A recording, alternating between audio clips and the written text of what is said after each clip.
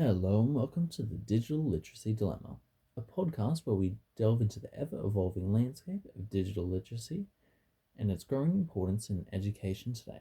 I'm William Richardson, your host, and today is episode 3,405,455, where we'll dive deep into how educators can meaningfully integrate digital literacy into their classrooms, the challenges they face in doing so, and the ethical responsibilities tied to teaching students how to critically engage with the media they consume and create.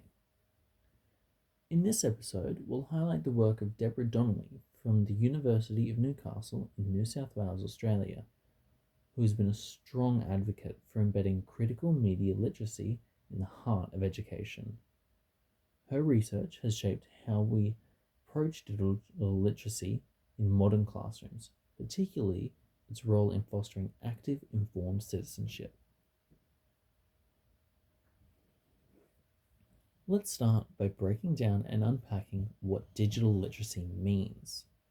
While many people associate it simply with technological skills, digital literacy goes much deeper. It's about being able to critically analyze information, create content, and engage ethically with digital media. As Deborah Donnelly's 2023 research at the University of Newcastle emphasises, digital literacy must be approached as more than just competency with devices. It's about teaching students to navigate complex digital landscapes with critical awareness and an ethical mindset. Supporting this, research by Ladbrokes and Prober in 2011 on New Zealand students further underscores this need for critical skills. They found that while students are often proficient in using technology for social interactions and had confidence in their online activities, they frequently lack the critical evaluation skills necessary for understanding the reliability and biases of the information they encounter. This issue isn't just confined to New Zealand. It is a global challenge. So, how do we, as educators, bridge this gap and equip our students with the skills they need to not only consume information, but also question and challenge it? Now, let's move on to the role that educators play in fostering these essential skills. What are the challenges teachers face when integrating digital literacy into their classrooms? And how can they overcome these obstacles to ensure that students are prepared for the digital age? Digital literacy isn't just about how to use a piece of technology. It's about fostering skills for critical engagement with media. Deborah Donnelly's work emphasizes the role of educators in fostering these skills, particularly through media education. In her view, digital literacy is integral to fostering active, informed citizenship in a world where misinformation is rife. However, as Donnelly points out, there are numerous challenges with this. To name but a few, teachers may feel underprepared or lack confidence in their own digital skills. Additionally, institutional barriers, such as lack of resources or time, can make it difficult to integrate digital literacy into the curriculum. Donnelly argues that to overcome these barriers, professional development is key. Teachers need the support and training to feel confident in using digital tools and guiding students through the critical analysis of media. A powerful approach advocated by Donnelly is project-based learning, where students take on the role of media producers by producing their own content, whether it be films or blogs, or, most importantly, podcasts. Students not only enhance their digital literacy, but also engage deeply with real-world issues. This hands-on approach, as Donnelly and other scholars like Jessica Parker in 2013 have noted, encourages a deeper understanding of the political, social, and cultural contexts shaping the media students consume and create. Speaking of ethics, This brings us to an important part of today's discussion: the ethical responsibilities tied to media literacy. What ethical responsibilities do educators and students have when it comes to media production and consumption? With great media power comes great responsibility. The ethical dimensions of media literacy are paramount in today's media-driven world. As both Deborah Donnelly and Jessica Parker emphasize, when students engage in media production, whether it's creating a film, a social media post, or again, a podcast, they're not just passively consuming information, they are actively shaping narratives and influencing public perceptions. Parker highlights the delicate balance that must be struck when students represent others in their work. For instance, students who create documentaries must consider how they portray their subjects, navigating the fine line between emotional engagement and critical distance. The power of media to perpetuate or challenge stereotypes is significant, and students must be taught to critically reflect on their role as creators.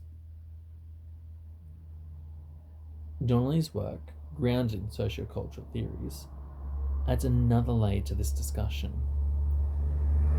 She argues that media literacy isn't just about understanding how media functions, but also about recognizing the inherent power dynamics in media production.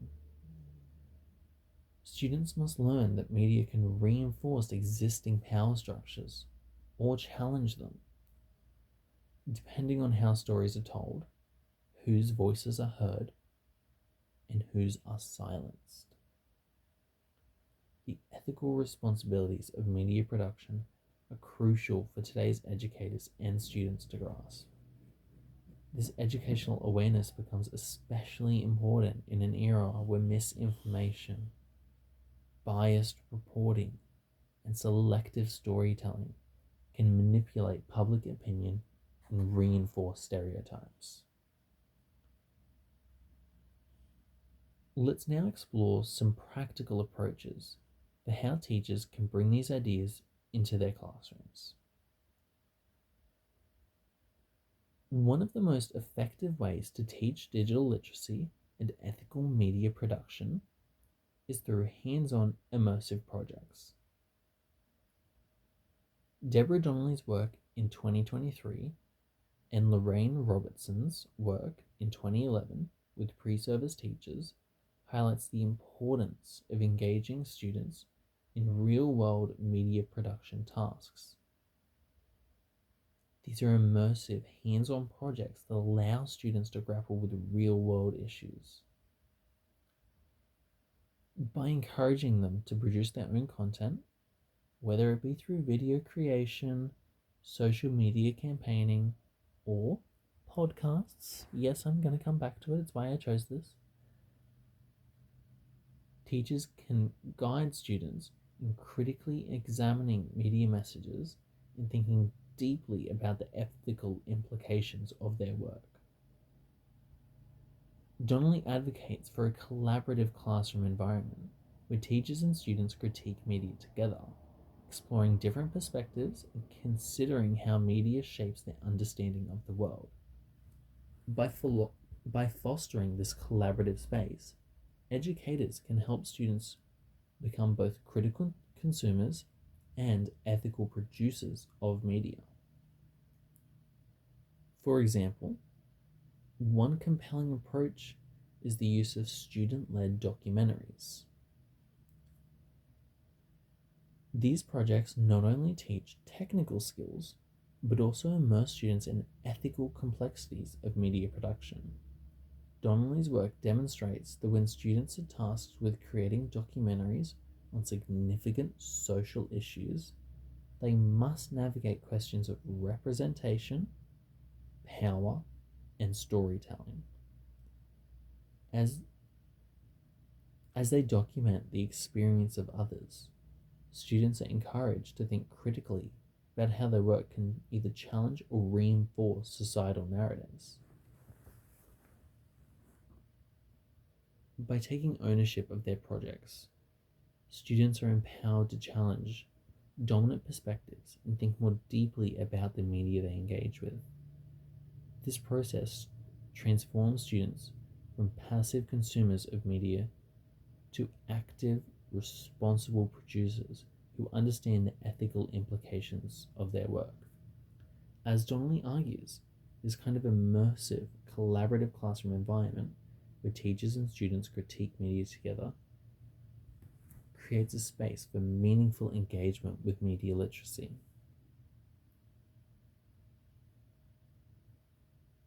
As we wrap up today's episode, it is clear that digital literacy and critical media literacy are not optional skills in today's world. They are fundamental. They are essentials. They are key to how people live their day-to-day life in this digital age. Deborah Donnelly's research highlights the crucial role that educators play in guiding students through the digital landscape, helping them develop these skills and become not only informed consumers, but also responsible and ethical media creators. People who can knowingly and positively take an active role in shaping their community and shedding light on the dishonest portrayal of things in the media through skills they've developed. Thank you for joining us on the Digital Literacy Dilemma. I hope today's discussion has provided valuable insights into how educators can equip students with the critical skills they need for the digital age. If you enjoyed this episode, be sure to like, subscribe, and if you feel like it, I would greatly appreciate it. Share it with your colleagues. For the outgoing music today, I want to play a song that I think really sums up the educational experience. So, until next time, keep questioning, keep learning, and stay digitally literate. Thank you for listening.